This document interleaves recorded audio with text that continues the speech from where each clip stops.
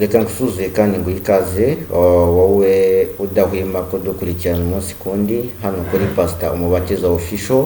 Amahoro y'Imana nabane nawe. Nimba ugeze hano kuri channel bwa mbere utarakora subscribe, ukanda subscribe ukande share kugira ngo dukomeze tubane muri gahunda zose zitegurwa hano kuri Pastor Umubatiza Official, ndetse mukomeze no kunogerwa na gahunda mwateguriwe na Pastor Umubatiza.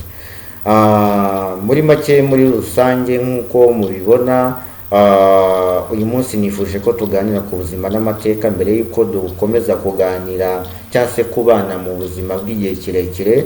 Ariko mbere na mbere nifuje kubaha ubuzima n'amateka byaranze imibereho yanjye mu ibyiruka ryanjye cyangwa se kuva nkiri muto, kuva nkivuka. Ariko mbere yuko nkomeza reka mbaze mbasengere ndetse nsenga Imana kugira ngo ibane natwe muri iki kiganiro. Data wera wo mu ijuru, Mana y'Imana ikomeye, Mana kwingirwa, ndakwinginze ngo tubarire ibyaha byacu utweze dutunganye. Uwiteka ururuka uzubane natwe muri iki kiganiro. Buri wese uteze amatwi iki kiganiro, umwuka w'Imana nazabane nawe kandi uhembure imitima ya benshi. Utabara abanyarwanda, urengere abakudukurikirana bari hirya no hino ku isi. Umwuka w'Imana akomeza aganze kandi ategeke mu izina rya Yesu Kristo, amen. Tukimara gusenga rero, reka mbibwire amazina yanjye nitwa Pastor Umubatiza. Aya ni amazina y'ama nickname, ariko amazina yanjye by'umwihariko niswe n'ababyeyi. Nitwa Iradukunda Pacifique, mvuka mu ntara y'Uburengerazuba, mu karere ka Rusizi. Niho nabyirukiye nko mu myaka 5 niho narindi. Mvuka mu muryango w'abana 9, gusa turi 8. Papa yitwa Gitera Sylvain, mama kitwa Dusabe Solange. Kuri munsi dutuye mu mujyi wa Kigali. Navutse nta rurimi mfite. Navutse ku itariki 2 z'ukwezi kwa kabiri mu mwaka w'2003. Mvuka ari ku munsi wo ku cyumweru.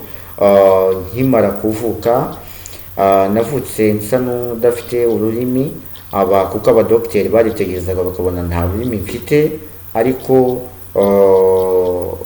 baje kwitegereza neza nyuma basanga ari inyama yabyimbiye munsi y'ururimi ituma ururimi rutagaragara.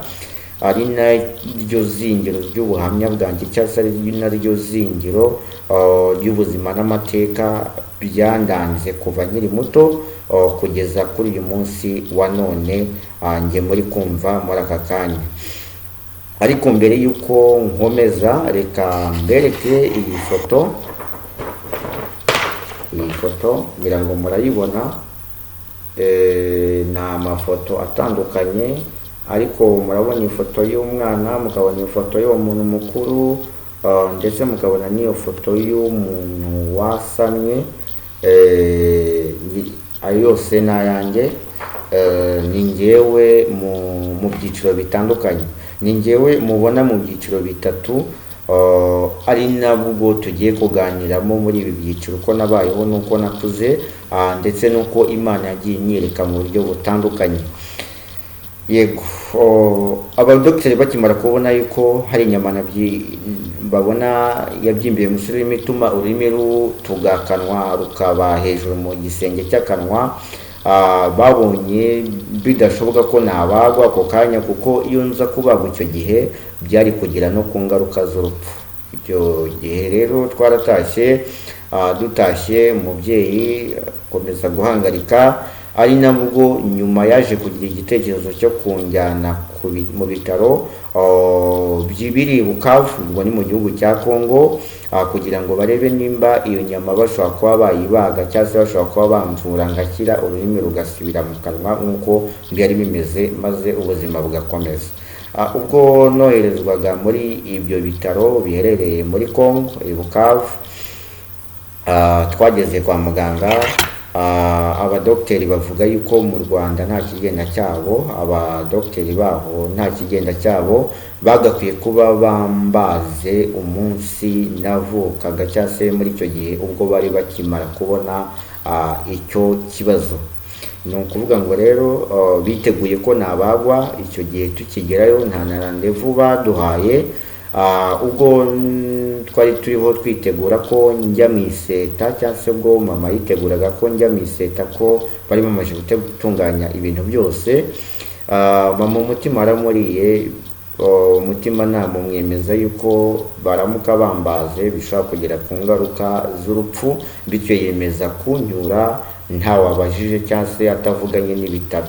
Nuko natashye, navuye mu bitaro meze nk'ushimuswe, ko iyo ugeze kwa muganga, wageze mu maboko ya muganga, ntabwo uba ukiri mu maboko y'ababyeyi cyane, ahubwo uri mu maboko y'umudogiteri. Ni ukuvuga ngo rero twahavuye mu buryo bwo gucika ibyo bitaro, tuva mu bitaro by'aho Bukavu tugaruka mu Rwanda.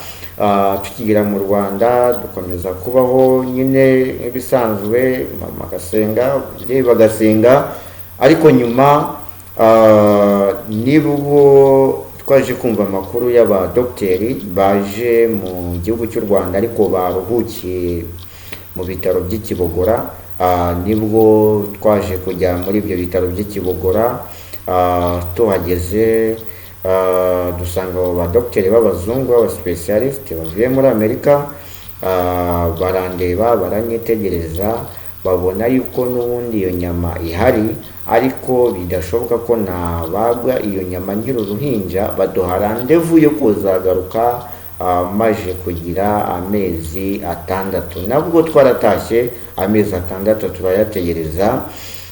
Muri ayo mezi 3 komeza gusenga, Imana ikavuga ngo azakira kandi azavuga n'ibindi bitandukanye. Imana ivuga irakora, ndetse iyo ushobora kuba waravutse mu mugambi w'Imana, ukabaho mu buzima bukomeye kandi bukakaye, ariko amaherezo uzabisohoza amahoro, uzasohoza urugendo rwawe amahoro.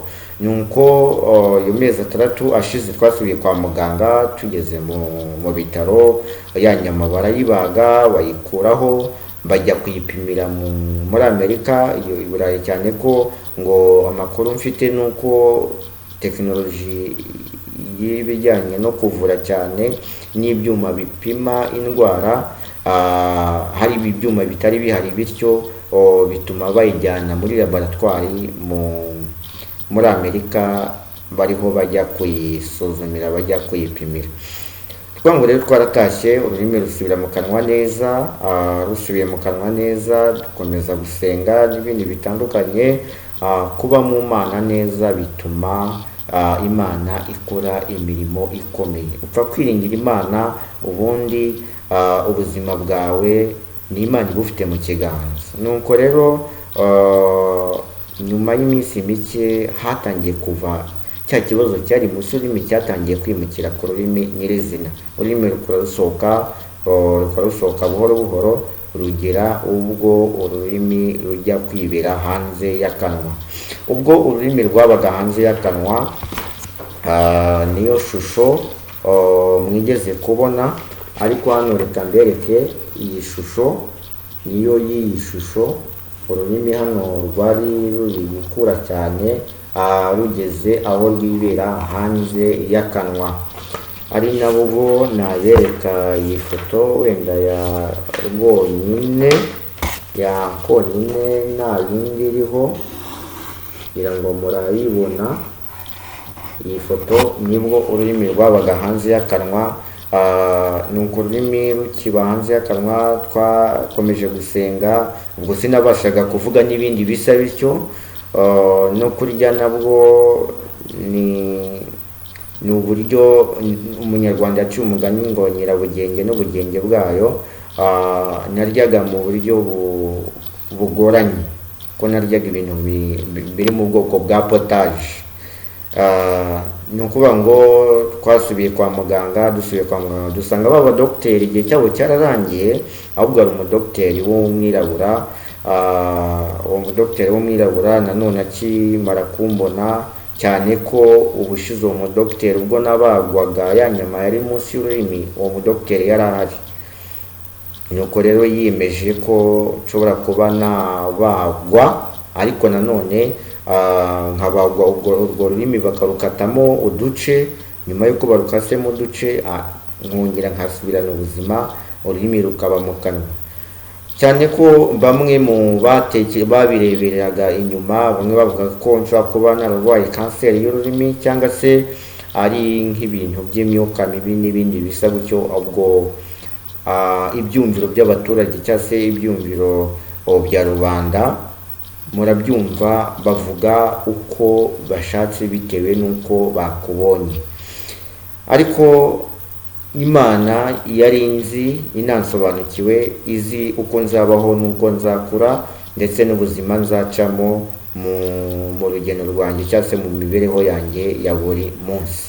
Nuko rero tugihura n'uwo mudogiteri yiyemeje ko ntarubagwa, ndetse anavuga ijambo rikomeye, avuga ko nzakira, kandi nyuma yo gukira nzabaho neza, nzagira ubwenge, nzagira ibitekerezo bimeze neza, mbese nyine nzaba ndi smart mu buryo bugaragara. Nuko rero kandi koko niko bimeze, muri kumva ndavuga neza, ndavuga ntategwa, mbese nyine ndavuga niyumva neza cyane. Nuko rero baba dogiteri bararubaze, barugira agace gato cyane katagaragara, ariko k'iyi foto mubona hano,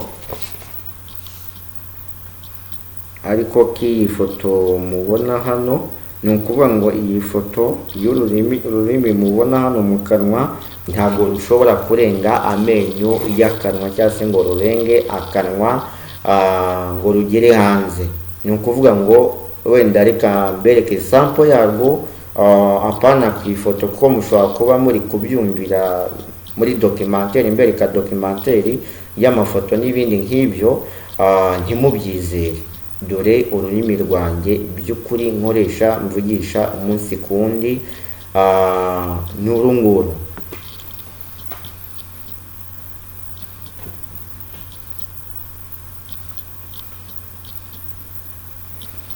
Ni ukuvuga ngo ishusho y'uru rurimi, uru rurimi ntabwo rushobora kurenga akanwa, ruhora rukikijwe n'iyi korotire y'amenyo.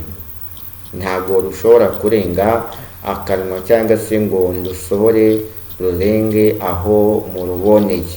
Niyo shusho y'ururimi mfite, ururimi rwaciwe, ururimi navutse nsa n'utagira ururimi, niyo shusho y'ururimi mfite muri aka kanya. Hari bamwe bavukanye ururimi ruzima, ariko kuri ubu ngubu batabasha kuvuga. Noneho ngewe wavutse nta rurimi mfite, ariko none kuri uyu munsi ndavuga. Iyi ni imirimo y'Imana ikora, ikomeye, ihambaye, kandi ituruka mu mugambi w'Imana. Icyo yagambiriye kera ntaravuka, kera ntarabaho, nicyo Imana yifuza gukomeza muri iki gihe cya none, nicyo Imana yifuza ko nkomeza kugenderamo kuri uyu munsi wa none. Yego, nubwo hari ibindi biruhije nagiye ncamo bitandukanye, ariko kuri uyu munsi mbayeho neza mu buzima bushimwa n'Imana. Mbibutsa ko hari igihe nigeze kubaho mu buzima, namaze nk'imyaka igera kuri 7, ngira ikibazo cyo kuva amaraso kwarwo, ndetse akava ku buryo bukabije. Ariko kuri uyu munsi ndashima Imana ko ndiho, sinarwaye kanseri cyangwa se ibindi birwara bikomeye, ariko Imana yakomeje kundinda, impagararaho.